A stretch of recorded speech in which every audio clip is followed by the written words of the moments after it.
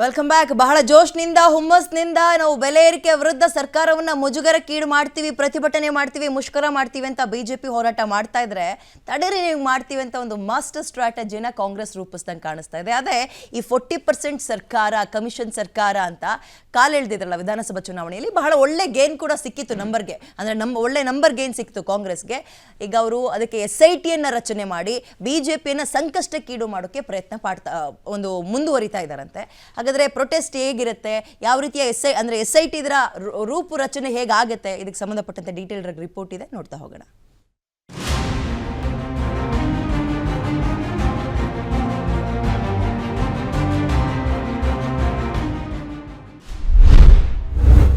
ಬಿಜೆಪಿಗೆ ಸರ್ಕಾರದಿಂದ 40% ಸ್ಟ್ರೋಕ್.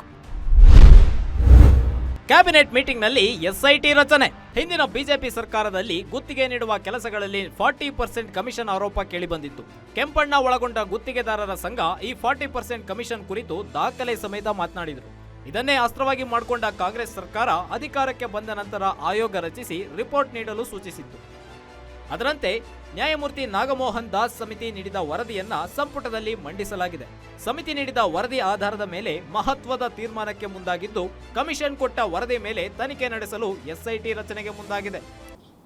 ಲಂಚ ವ್ಯವಹಾರ ನಡೆದಿದೆ ಅನ್ನೋದು ನಾಗಮೋಹನ್ ದಾಸ್ ಸಮಿತಿ ವರದಿಯೊಳಗೆ ಅವರು ಪ್ರಸ್ತಾಪ ಮಾಡಿದ್ದಾರೆ, ಶಿಫಾರಸು ಮಾಡಿದ್ದಾರೆ. ಹಾಂ, 40% ಕಮಿಷನ್ ಆರೋಪದಡಿ ಅಂತಾನೆ ಒಂದು ಆಯೋಗ ರಚನೆ ಮಾಡಿದ್ರು. ಹೌದು. ಹಾಗಾಗಿ 40% ಎಷ್ಟು ಪರ್ಸೆಂಟ್ ಅಂತ ಏನಾದ್ರು ಅದು ಕಾಮಗಾರಿಗಳ ಮೇಲೆ ಕೊಟ್ಟಿದ್ದಾರೆ. ಅದು 3 ಲಕ್ಷ ಹಾಗೂ ಸ್ಯಾಂಪಲ್ 179 ಇರೋದ್ರಿಂದ ಅದನ್ನು ಇದೆಯಾ ಸರ್ 40%? ಒಂದು ಯಾವ್ದಾರು ಹೇಳ್ಬೋದು? ಇನ್ನು ನಾವು ಅಧ್ಯಯನ ಮಾಡ್ತೀವಿ, ಮಾಡಿದ ನಂತರ ಹೇಳ್ತೀವಿ. ನಾಗಮೋಹನ್ ದಾಸ್ ನೇತೃತ್ವದ ಆಯೋಗ ತನಿಖೆ ನಡೆಸಿದ ಪ್ರಕಾರ 3 ಲಕ್ಷ ಕಾಮಗಾರಿಗಳ ಪೈಕಿ ಆಯೋಗವು 1729 ಕಾಮಗಾರಿಗಳ ಬಗ್ಗೆ ವಿಸ್ತೃತವಾಗಿ ಪರಿಶೀಲನೆ ನಡೆಸಿದ್ದು, ಕಾಮಗಾರಿಗಳಿಗೆ ಬಿಡುಗಡೆಯಾದ ಅನುದಾನ, ಕಾಮಗಾರಿ ಪ್ರಗತಿ, ತಾರತಮ್ಯ, ಟೆಂಡರ್ ಪ್ರೋಸೆಸ್ ಬಗ್ಗೆ ವರದಿಯನ್ನ ನೀಡಿದೆ. ಹೀಗಾಗಿ ಹೆಚ್ಚಿನ ತನಿಖೆಗಾಗಿ SIT ಮಾಡಲಾಗ್ತಿದ್ದು, 2 ತಿಂಗಳ ಒಳಗೆ ತನಿಖೆ ನಡೆಸಿ ವರದಿ ಸಲ್ಲಿಸುವಂತೆ ಸರ್ಕಾರ ಸೂಚಿಸಿದೆ. Samples he has taken, those are the works he has taken and investigated. ಮತ್ತೇನು ಮಾಡ್ತೀವಿ? ಕಮಿಷನ್ ಆರೋಪವನ್ನ ಮಾಡಿ ನೀವು ಅಧಿಕಾರಕ್ಕೆ ಬಂದಿದ್ದೀರಿ, 2 ವರ್ಷದಲ್ಲಿ ಇದೊಂದು ಸ್ಯಾಂಪಲ್ ತಗೊಂಡು ಏನು ಮಾಡ್ದಂಗಾಯ್ತು? ಅಲ್ಲ, ನಮ್ಮ ಸರ್ವೆ ಮಾಡಿದಾಗ ಹೆಂಗೆ ಮಾಡ್ತೀರಿ ನೀವು ಸರ್ವೆ ಮಾಡ್ತಿರಲ್ಲ? ಅಲ್ಲ, ಲೆಟ್ ಅಸ್ ಬಿ ಆಯೋಗ ಹೌದ್ರಿ. ಆಯೋಗ ಎಲ್ಲ ಆಲ್ 3 lakh ವರ್ಕ್ಸ್ ಮಾಡೋಕ್ಕಾಗುತ್ತಾ? No. That's why the SIT is now constituted. Sir, will you order an investigation into all the 3 lakh works? I said SIT is now going to be constituted. You will also come to know the terms of reference to SIT.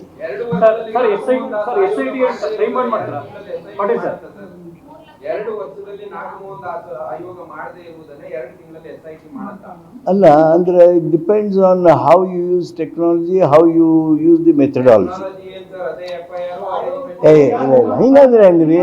ಒಟ್ನಲ್ಲಿ ಈ 40% ವಿಚಾರವನ್ನ ತಾರ್ಕಿಕ ಅಂತ್ಯ ಕಾಣಿಸಬೇಕು ಅಂತ SIT ತಂಡ ರಚನೆ ಮಾಡಲಾಗಿದೆ. ಹೀಗಾಗಿ SIT ತನಿಖೆಯಲ್ಲಿ ಬಿಜೆಪಿಯಲ್ಲಿನ ಯಾವ್ಯಾವ ಸಚಿವರು, ಶಾಸಕರು ಸಿಕ್ಕಿ ಹಾಕೊಳ್ತಾರೆ ಅನ್ನೋದನ್ನ ಕಾದ್ ನೋಡಬೇಕಾಗಿದೆ. Veeresh Dani, political bureau, guarantee news, Bengaluru.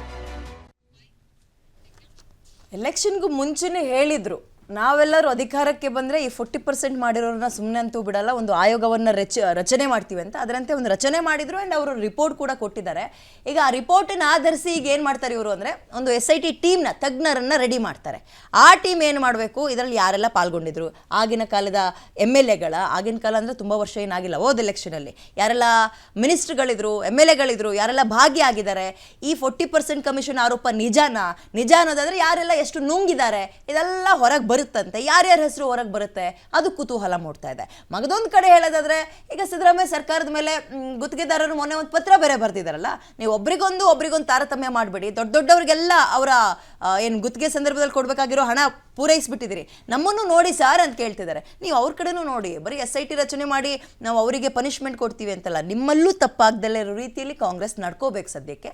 But ನೋಡೋಣ SIT ಟೀಮ್ ಯಾವಾಗ ರಚನೆ ಮಾಡ್ತಾರೆ, ಎಷ್ಟು ಜನ ಇರ್ತಾರೆ ಟೀಮ್ನಲ್ಲಿ, ಅವ್ರು ಯಾವ ರೀತಿಯಾಗಿ ಇದನ್ನು ತನಿಖೆ ಮಾಡ್ತಾರೆ, ಅದು ನೋಡೋಣ ಯಾರ್ದೆಲ್ಲ ಹೆಸರು ಹೊರಗೆ ಬರುತ್ತಾಗ ಅಂತ.